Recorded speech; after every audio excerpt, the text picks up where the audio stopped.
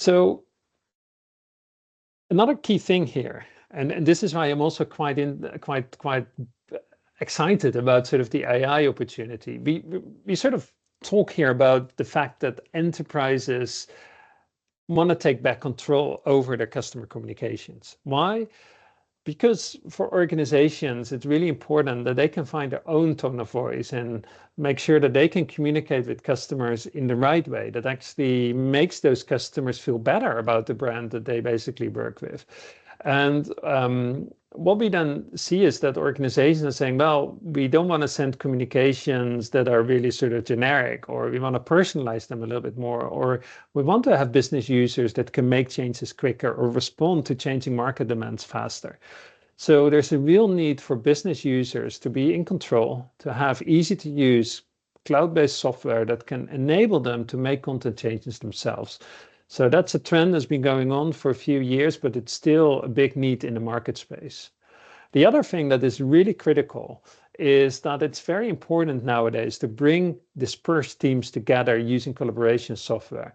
The concept of workspaces is paramount. So the ability to say whether somebody works in an office or it's at home or is somewhere else, we now have all this sort of hybrid configurations, and people want to use modern software. They want to sort of be able to communicate with each other or to work collaboratively on a particular document or communication using those modern software solutions.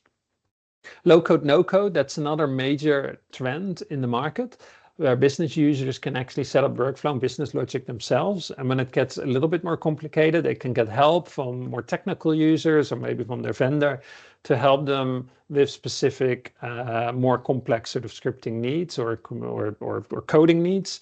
But giving that ability for them to sort of manage and set up those workflows themselves using easy to use drag and drop software, very important as well. And then lastly, to give them the insights that they need in order to really understand what is going out.